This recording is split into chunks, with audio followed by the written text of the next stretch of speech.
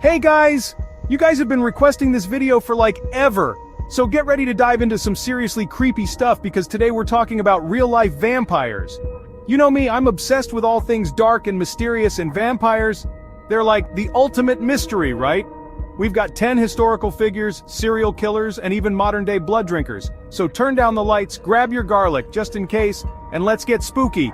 Welcome to our channel. Today we're diving into the dark and mysterious world of real-life vampires. From historical figures to modern-day believers, these stories are sure to send shivers down your spine. Let's get started.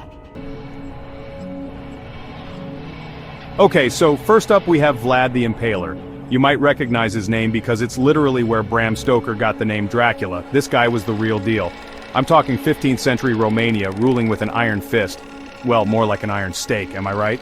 He was notorious for impaling his enemies, like, seriously, thousands of them. There are all these crazy legends about him actually drinking blood, I know, right? Some historians say it's just propaganda to make him seem even scarier, but like, come on. The impaling thing is bad enough, but drinking blood? That's next level. No wonder he's considered the OG vampire. Next, we're traveling to Hungary to meet Elizabeth Bathory, aka the Blood Countess. This woman was a straight-up savage. They say she was obsessed with staying young and beautiful. And by they, I mean historians, but like, also legend. The story goes that she believed bathing in the blood of young women would keep her skin looking flawless. So, what did she do? Allegedly, she tortured and killed hundreds of girls. Some say over 600. She would drain their blood and bathe in it. Can you even imagine? Talk about a twisted skincare routine. I mean, I'll stick to my face masks, thank you very much.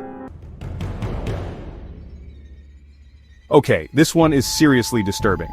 Fritz Haarmann, aka the Vampire of Hanover, was a serial killer in Germany in the 1920s. This guy was a total monster. He preyed on young men, luring them back to his apartment, and then, this is the messed up part, he would bite into their throats, like actually bite into their throats and drink their blood. He even had a taste for it, claiming he craved it. He was eventually caught and executed, but not before he killed at least 24 people. This is some real-life vampire horror movie stuff, you guys. Next on our countdown, from Germany, we're heading to the United States, where another terrifying vampire terrorized California in the 1970s. Richard Trenton Chase, known as the Vampire of Sacramento, was a seriously disturbed individual.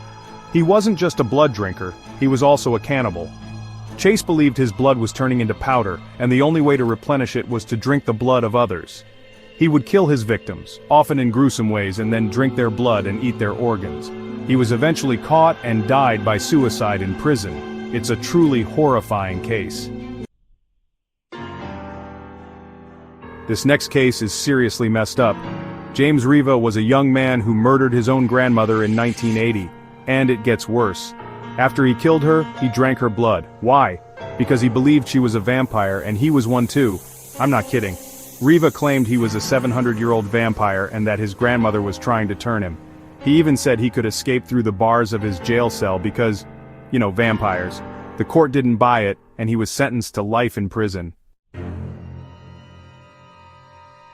Now let's rewind back to the 18th century, where we meet Arnold Pale, a soldier from Serbia. This guy's story is like something straight out of a horror movie. He supposedly died in a hay baling accident. Tragic, right? Well, it gets weirder.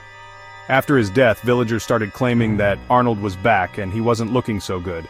They said he was attacking people, sucking their blood, and spreading some kind of vampire plague. The villagers were terrified. They dug up his grave, and guess what? His body was barely decomposed, and there was blood around his mouth. They staked him, burned the body, and that was that. But Arnold's case fueled the vampire panic that was sweeping through Europe at the time. Next up, Mercy Brown, the Vampire of Rhode Island. Okay guys, get ready for this one because it's seriously creepy. We're going back to the United States in the late 1800s to talk about Mercy Brown. Mercy was a young woman who died of tuberculosis, which was like a huge deal back then. But after she died, her family members started getting sick and dying too. People in the town started whispering that Mercy was a vampire, preying on her family from beyond the grave. They dug up her body, and get this, her heart was still surrounded by fresh blood. They burned her heart and gave the ashes to her brother to drink. Yeah, you heard that right. They thought it would cure him. Spoiler alert, it didn't. And this story, my friends, is rumored to have partly inspired Bram Stoker's Dracula. Creepy, right? Next on our list is Rod Ferrell, the teen vampire cult leader. This next story is straight out of a nightmare. In the 1990s, a teenage cult leader named Rod Ferrell emerged, claiming to be a 500-year-old vampire. This dude was no joke. He had a following, and they actually believed he was the real deal. Ferrell and his followers committed a series of crimes, culminating in a brutal double murder. He killed the parents of one of his followers, claiming he needed to drink their blood to survive. He was caught, convicted, and is currently serving a life sentence. This case is a chilling reminder that sometimes real life can be even scarier than fiction. Next up, Allen Menzies, the Queen of the Damned killer. Okay, this one is seriously messed up. In 2002, a man named Allen Menzies killed his friend Thomas McKendrick in a brutal attack. But here's the twisted part. Menzies claimed he was ordered to kill by a vampire character from the movie Queen of the Damned. Yeah, you heard that right. He thought a fictional movie vampire told him to do it. Menzies said he drank McKendrick's blood because the vampire in the movie told him it would make him immortal. He was found guilty of murder and sentenced to life in prison. This case is a terrifying example of how obsession and delusion can lead to real-life violence. And finally, modern-day vampires real or role-play? Believe it or not, there are people today who identify as real-life vampires. We're not talking about the sparkly romantic kind either. These are people who actually drink blood. They call themselves sanguinarians, and they usually get their fix from willing donors. Don't judge, okay? Then there are psychic vampires who claim to feed off of people's energy.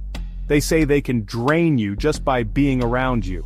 Whether you believe in modern-day vampires or not, there's no denying that they add a whole other level of weird to our world. Oh my god, you guys, I am seriously creeped out right now. Those stories were intense. From Vlad the Impaler to modern-day blood drinkers, the world of real-life vampires is definitely strange and mysterious. It just goes to show you that sometimes truth is stranger than fiction. What did you guys think? Which story freaked you out the most? Let me know in the comments below, and don't forget to give this video a big thumbs up if you want to see more spooky content. As always, thanks for watching and stay spooky. Thanks for watching. If you enjoyed this video, don't forget to like, comment, and subscribe for more chilling content. Let us know in the comments which vampire story creeped you out the most. Until next time, stay spooky.